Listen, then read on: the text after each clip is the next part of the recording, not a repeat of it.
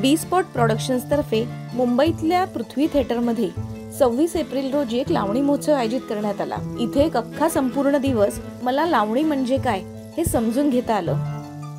लावणी संदर्भात एक छोटासा वर्कशॉप सुद्धा इथे घेतला होता, ज्यात अक्षय मालवणकर आणि शकुंतला नगरकर ताई यांनी लावणीचा बाज साज मस्त समजावून सांगितला। इतकंच नाही तर प्रेक्षकांनी सुद्धा या वर्कशॉप मध्ये भाग घेतला आणि ढोलकीच्या तालावर ठेका धरला। याच वेळी पृथ्वी थिएटरमध्ये लावणी संदर्भातलं एक फोटोंचं प्रदर्शन सुद्धा भरलं होतं। इथे लावणी संदर्भातल्या नाटकाच्या अनेक अदा फोटोंमध्ये कॅप्चर करण्यात आल्या होत्या।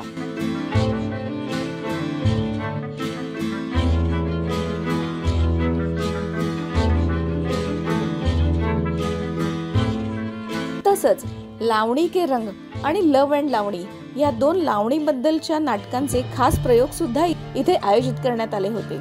लावणी के रंग मध्ये गीतांजली कुलकर्णी ही थिएटर मालकीण कामिनीबाई जामखेडकर ही भूमिका साकारताना लावणीचे प्रकार, त्याच्या अदा याबद्दल आपल्याला सांगते।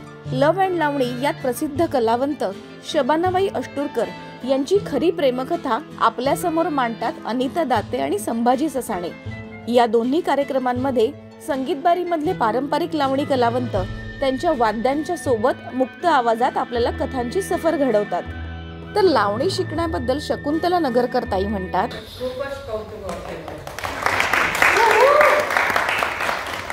पण असं पण लावणी सुद्धा तशीच आहे, जेवढी तुम्ही मनापासून पाहताल, मनातून करताल, तेवढी लावणी करते। तुम्ही जर वरच्या वर केलं त्याला अर्थ नाही।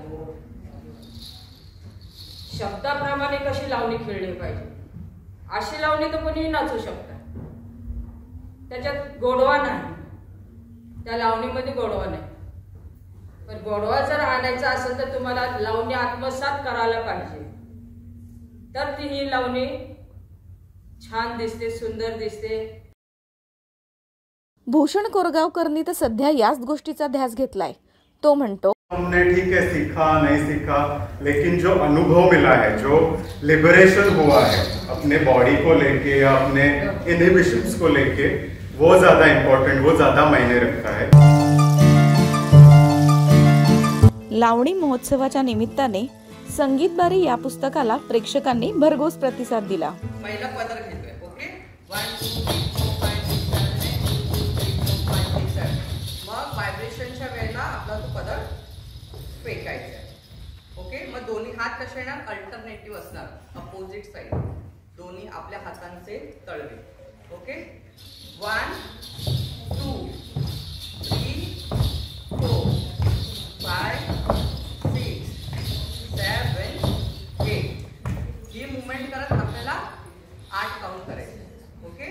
करूया एकदा।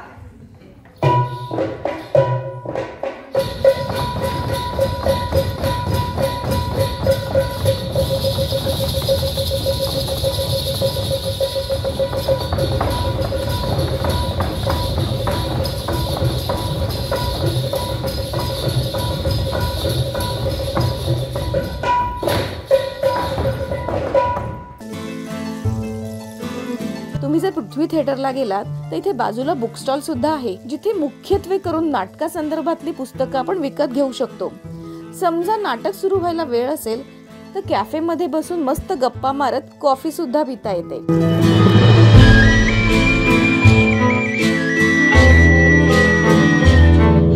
बी स्पॉट प्रोडक्शनने पृथ्वी थिएटरमध्ये मला लावणीचा न विसरता येणारा अनुभव दिला।